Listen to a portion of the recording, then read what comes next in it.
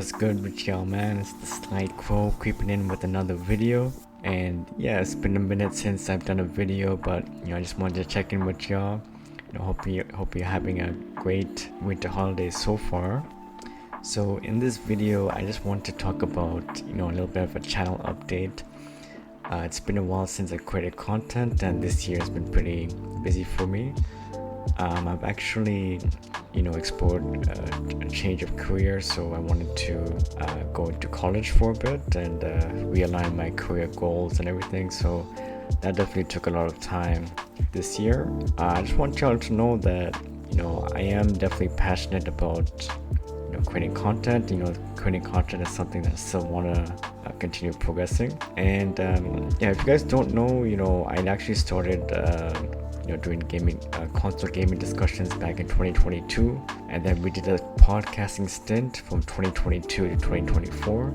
And for someone who's very introverted in the IRL, this was something that I was pretty nervous doing at first, but over time I definitely felt good doing it. And especially with the collabs and meeting people in the community, it was definitely a good feeling there.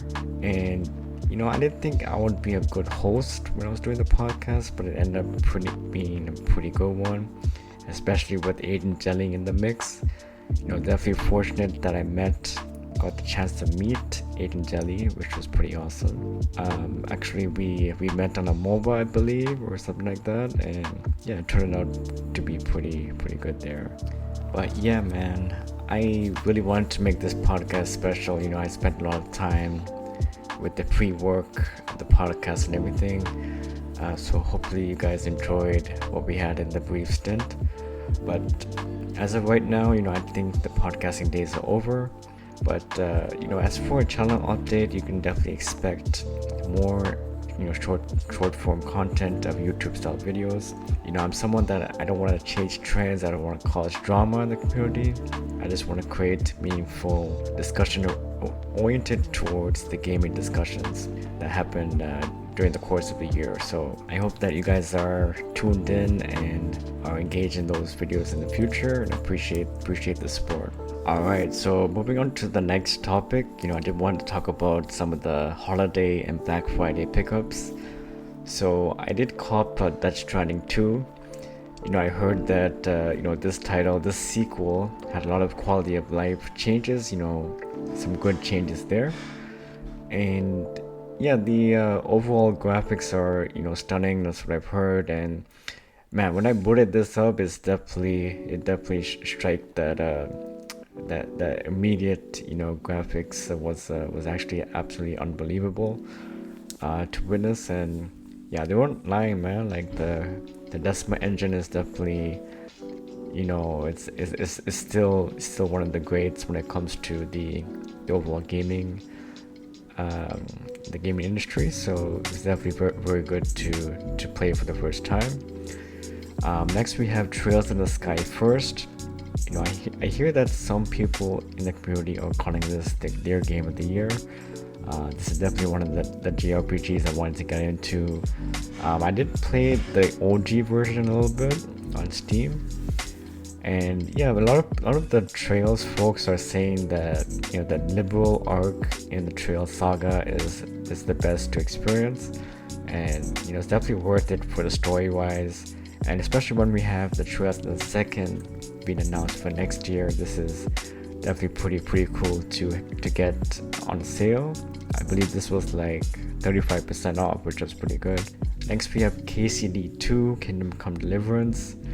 50% off is a crazy discount. You need to comp that. Now, Kingdom Come Deliverance isn't for everyone. You need to like the medieval life sim aspects, and to me it's kind of like an Elder Scrolls meets a Rockstar open world sandbox type game, where there are many side quests in this, and apparently there are many Easter eggs around the map that trigger new side quests.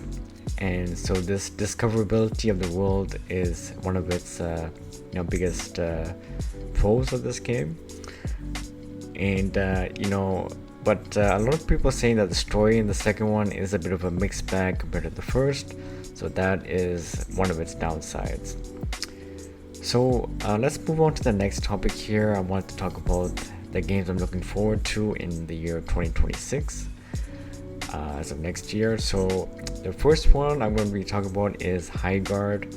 Now listen, man, hopefully y'all don't bash me in the comments, but I'm definitely anticipating High Guard as someone who's an Overwatch 1 fan and super engrossed in Paladins. I believe I have over 80 hours in Paladins at this point. But yeah, like in the void of Unreal Tournament, High Guard looks like it's something I'm very interested in. If you guys don't know, Unreal Tournament had this Onslaught mode where you had to capture these nodes around the map, and High Guard seems to be kind of similar to that, where I'm curious to know where how the objectives are going to be working out, but it seems that you capture the objectives and then you raid the enemy team's base. So this is definitely giving me a little bit of Unreal Tournament vibes with a team hero shooter aspect. And yeah, that game didn't deserve that much backlash. I feel like because it is the final reveal of the Game Awards showcase there, that's why it received the backlash that it did. So moving on here, I want to move on to the next title, which is Trails in the Sky 2nd. Definitely want to get back into the first one. I enjoyed the first Trails in the Sky first demo. That was definitely fantastic. Trails is to me, it's kind of like comfort food JRPG. It's definitely a very, very good time.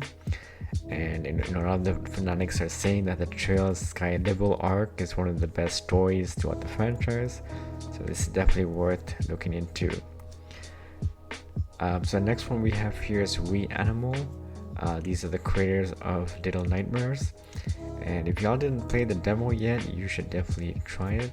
The atmosphere and the world in the studio that is building is definitely amazing in its own right. And these guys are still in their bag since Little Nightmares 2. So definitely go try that demo out. Next we have 007 First Light. And if you take it in, with the void of Uncharted and the lack of Max Payne that we have in this era of gaming, 007 First Light seeks to fill that void. And it definitely feels kind of like a Hitman, but with more action-oriented elements and action-oriented combat. Definitely reminds me of Uncharted, and this is something that the gaming atmosphere definitely needs at this point. And some of my favorite childhood memories actually back then was playing the Bond games in the Xbox 360 era. So those Bond games definitely were hitting. Those were actually first person, but this one being third person is much more appealing, and I'm definitely excited for this one here. Alright, so the last one that I'm most excited for is Saros. Now, Returnal is one of my favorite roguelikes. I'm glad that they made a modern twist to the roguelike formula by making it more AAA. So Saros looks like we still have some of the alien baddies we have to defeat, and it still has the same bullet hell type combat where you avoid enemies, you avoid the bullets, and you shoot back at the alien species. Looks like there is a more of an emphasis of the story this time around, and we have new abilities like the shield to parry and strike back at your enemies there. So definitely very eager to try this out, and this one launches on April 2026. So yeah, these are my topics for now, and once again, appreciate y'all for walking with your boy. This is Crow signing off. Catch y'all on the next one. Peace.